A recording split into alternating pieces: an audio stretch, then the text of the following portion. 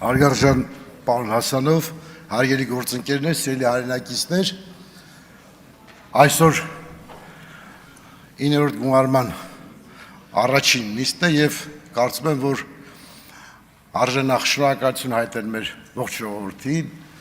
որի կամքով ձևավորվել այս խորհրդարանը եւ այդ ընտրությունը, որ կատարվել է ժողովրդի կամքով ազատ կամ արտահայտմամբ, դրա արդյունքում խորհրդարան պետք է այսօր ընտրի նաև ազգային ժողովի նախագահ եւ պարոն Ռուբինյանի տեխնացությունը առաջադրելով ակնկալում ենք, որ ավելի առարկայական խոսակցություններ լինեն, ավելի նպատակադրված խոսակցություններ լինեն կառավարման համակարգի հետ կապված, ազգային ժողովի աշխատանքի հետ կապված, բայց ցավոք սրտի շատ շեղվեցիկ եւ այդ իմաստով չանդրադառնալ չենք կարող որոշակի ելույթներին, մասնավորապես առաջի ելույթը կարծեմ պարոն Ֆարմանյան դուք եք առաջ ելույթի ժամանակ դուք հետեւյալ եզրույթ օգտագործեցիք, որ բոլորը մեր համար, բոլոր ընտրողները հավասար են, մեզ ընտրել են թե ոչ։ Ընդամենը երկու նախադասություն հետո ասում եք, որ մենք օգնելու ենք այն քաղաքացիներին, որոնք մեզ ձայն են տվել։ Դուք ասում եք այն համայնքներում, որտեղ մենք մեծամասնություն ենք ունեցել, առայժմ, այդ համայնքներում դուք օգնելու եք։ Հիմա արդյոք դա խտրական վերաբերմունք չի։ Այսինքն, օրինակ, ասենք Վայոց ձորի Զառիթափ գյուղում ավելի շատ ձայն ունի քաղաքացիական պայմանագիրը, բայց այդտեղ պարզ գյուղացին մեղավոր է, որ իր նախընտրությունը քաղաքացիական պայմանագիրն է, որ ինքը մտածում է Հայաստանի փրկության ճանապարհը սա է, ոչ թե այն, ինչ որ դուք եք ասում։ Հետևաբար ասենք այդ մարդը, այդ յուղացին պիտի զրկվի տրակտոր ունենալուց, եթե ձեր տրամաբանությունն այն է, որ եթե ձեզ քվեարկել են տրակտոր պետք է ունենան, կամ եթե 5-րդ զավակ ունի խնձորուցի կինը, նա իրավունք չունի այդ հնարավորությունից օգտվելու։ Ասածս այն է, որ մենք իրավունք չունենք, ես եւ դուք բոլորս խտրական վերաբերմունքի իրավունք չունենք։ Բոլոր մեր քաղաքացիներն են։ Պատկերացրեք, որ պետությունը նույն տրամաբանությամբ շարժվեր։ Ասել քանի որ Արենի գյուղում Արենի համայնքում մենք շատ ձայն ենք ստացել, Արենի համար ենք միայն ծրագրեր իրականացնում։ Ստեփանավանի համար չենք իրականացնում, որովհետև այդտեղ մեծամասնություն չունի։ Ինչպես։ Պարոն Ղազարյան, ես որ խոսում եմ, դուք երբևէ չանդրադառնաք, որովհետև ես կարող եմ ձեզ շատ կոպիտ պատասխանել, հետո խնդրեմ։ Ժողովուրդ, խնդրում եմ տեղից մի խոսակցության ժամանակ ոչ մի բառ չասեք։ Ուրեմն, հարգելիներս, ասածից նպատակը եւ իմաստը այն է, որ եթե մենք որևէ նպատակ ունենք, իսկ հաստատ որ դուք էլ նպատակ ունեք, որ ժողովրդի բարեկեցությունը բարձրացնեք։ Եվ մենք շնորհակալ ենք, որ որոշակի հատվածում անում եք աշխատանք, բայց ասածս քաղաքական իմաստով, որ պետք է հավասարություն լինի, հասկացանք, ընդունեցի, բայց պարզ քաղաքացիներ չէ, տարբերություն չկա։ Ինքը Ստեփանավանցին է, Ստեփանավանցիա թե Երևանցիա թե Վայոց ձորցիա թե Գյումրեցիա մեր քաղաքացիներն այս իմաստով, այս իմաստով։ Ես ուղղակի հորդորում եմ, կարծում եմ, որ տեսեք, պատկերացրեք, որ ինքը բումերանգի էֆեկտ ունի։ Եթե մյուս ընտրություններին 31 թվականին գնանք նույն մարզը, ասեք մենք ակնկալում ենք ձեր աջակցություն, դրանք կարող են ասել դու գնացեք աջակցություն փնտրեք Ստեփանավանում, ինչքան տգեղ կլինի, չէ՞։ Այս իմաստով եսի նկատի ունեմ, որ մենք քաղաքական մշակույթ ձևավորենք եւ մեր խոսույթները մեր ժողովրդի համար այնպես անենք, որ մի հատվածին չվիրավորենք, չնեղացնենք, ցավ չպատճառենք։ Երկրորդը հարցերի ժամանակ ճիշտ ասած առաջի տպավորությունը շատ կարևոր է, բայց ես առաջի տպավորության մասին ասեմ հետեւյալը, ամենալավը դիպուկը ասել է Կոկոշանդինը, որ ասել է առաջի տպավորությունը երկրորդ հնարավորություն չի ունենում ստեղծել ձևավորելու առաջի տպավորություն։ Այսինքն մի անգամ ունես առաջի տպավորություն, որ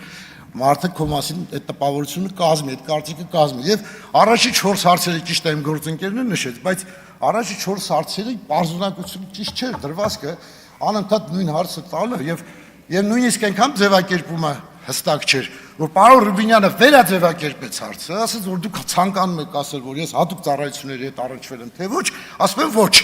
Այսինքն տեսեք, մենք 4 անարդյունավետ հարց ունեցանք։ Ես արդյոք իրավունք ունեմ այդ մասին խոսալու, թե ոչ, որովհետեւ դուք կարող եք ասել լավ ենք անում, կարող եմ 500 անգամ նույն հարցը տալ։ Իհարկե իրավունք ունեք, բայց արդյունավետության խնդիր կա եւ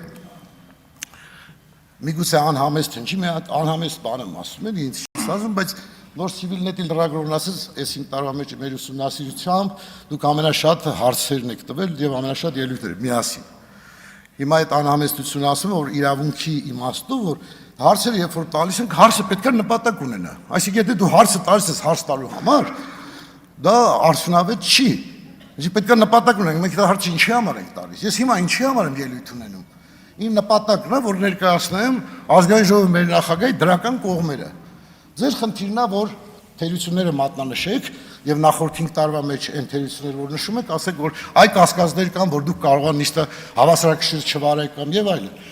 ես վստահաբար ասում եմ որ իմ գործընկերը շատ պարկեշտ եւ անաչառ օբյեկտիվ անձնավորություն է հնարավոր է որ ասածս քաղաքական գործիչ որպես այստեղից իր խոսույթը բնականաբար պետք է արտահայտի քաղաքացիական պայմանագիր կուսակցության շահերը եւ ակնկալել որ դուք մեր շահերը կպաշտպանեք իհարկե ոչ դուք պաշտպանելու եք ձեր գաղափարախոսությունը մենք պետք է պաշտպանենք մեր գաղափարախոսությունը եւ երբ որ ասում եք զանգացել լրատվամիջոցներով ճնշումները շատ մեծ են եղել ձեր քաղաքական ուժի վրա վստահեցնում եմ որ մամուլի լրատվամիջոցների մեծ մասը ավելի շուտ ձեր վերահսկողությամբ ձեր ուժի իմաստով ոչ ընդդիմության վերահսկողության տակ է կարծում եմ Միգուցե սխալվեմ, պետք է հստակ չափանիշներ, այսինքն այդ նույն մեղադրանքը մենք ձեզ ենք ուղղում, որտեղ մենք կարդացել ենք այն ամուլի այն բոլոր քննադատությունները, որ մեզ էր վերաբերում, դուք բնականաբար նայել եք այն ինչ որ ձեզ է վերաբերում։ Հետևաբար այդտեղ ասել միակողմանի, որ մենք ճնշման տակ ենք եղել, ժողովուրդը ճնշման տակ է ընտրություն կատարել, ճիշտ չի։ Ես ակնբեդ հետևել եմ ընտրությունների ընթացքին։ Որևէ մեկը չի կաշկանդվել ընտրություն կատարելիս։ Ասենք ես մեր գյուղում որ ասել եմ մի հոգի ընտրել էր մի կուսակցության ասել դոկ կուսակցությանը եւ ինքը հայտարարեց որ ես եմ ընտրել Պավլագեցյան ասում ոչ որևէ խնդիր չկա մենակ փողով չընտրեք ինչով ուզում եք ընտրեք ազնիվ ընտրությունը մեր համար որևէ խնդիր չի ում ուզում եք ընտրեք բայց ազնիվ ոչ թե փողի պատճառով փողի արդյունքում մենք կարծում եմ որ պիտի հասնենք այդ գրեղի ընտրությանը որովհետեւ դա է ճանապարհը ազատ ժողովրդավարական երկիր ունենալու եւ շատ կարեւոր է որ հարցի ժամանակ որ ասում եք պարոն Ռուբինյան պատասխանեք այո կամ ոչ դա անթույլատրելի հարցադրում է այսինքն ինչ եք սահմանափակում մարդու իրավունքները ինչ է նշան քաղաքական գործիչը պարտավոր չի ասի այո կամ ոչ ինքը կպատասխանի ձեր իրավունքը հարց տալն է իր իրավունքը պատասխանելն է եւ այդպիսի հարցեր փորձենք իրար չտալ որովհետեւ դա դժվար հարց է եւ եթե ես հիմա ձևակերպեմ բոլորի համար դժվար կլինի նման հարցերին հստակ պատասխաններ տալը այս իմաստով մենք չպիտի սահմանափակենք պատասխանողի իրավունքները եւ այս մշակույթը որ խորհրդարանական այս տարիների մեջ ձևավորվել է եւ որտեղ ամենակարևորը որ նշեց պարոն Ռուբինյանը բարեկրթության մասին խոսքն է բարեկրթությունը շատ կարևոր է եւ եթե հիմա դուք ասենք մեր գործընկերներից մեկը ասեց սուտ եք ասել ընտրություններից առաջ հիմա տեսեք ես օրինակ եւ բազմիցս լսել եմ եւ մեր գործընկերները նշեցին որ դուք ասել եք 300,000 ադրբեջանցի կգա 300,000 աշխատատեղ եւ այլն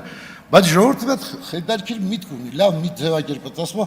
ընտրություններից առաջ եւ որսից հետո ամենաշատ սուտն է ասում այսինքն մենք դա չդնենք անպայման անընդհատ ասենք դուք եք ասցիք մենք ասենք դուք եք ասցիք մենք ասենք դուք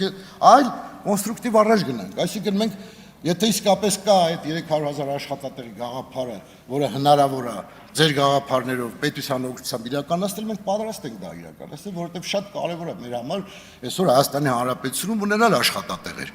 Այսինքն կոնստրուկտիվ ցանկացած հարաբերության մենք պատրաստ ենք, դեստրուկտիվին պատրաստ չենք։ Դուք հարց տվեցիք պարոն Ռուբինյանին, թե քննարկել եք խմբակցությունում գործընկերներից մեկը, քննարկել ենք խմբակցությունում եւ որոշել ենք, որ ոչ մի վատ խոսք չհնչի այստեղից եւ պարոն Ռուբինյանն ահորդորել որ մենք պետք է զսպվածություն դրսևորենք բայց մինչեւ այն կետը որի բոլորս ենք երևի համաձայն երբ որ մեզ վիրավորեն եթե մեզ վիրավորեն մենք համարժեք պատասխանել ենք մենք չենք վիրավորելու մենք ամեն ինչ անելու ենք որ ձեր հետ աշխատենք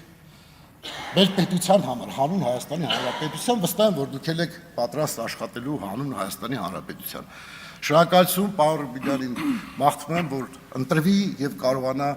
այն իղձերը որ մենք ունենք իրականացնի նաեւ ազգային ժողովի նախագահի պաշտոնում շնորհակալություն լավ օր բոլորին Հավանիշ տեսանյութը եւ բաժանորդագրվիչ նորությունները բաց չթողնելու համար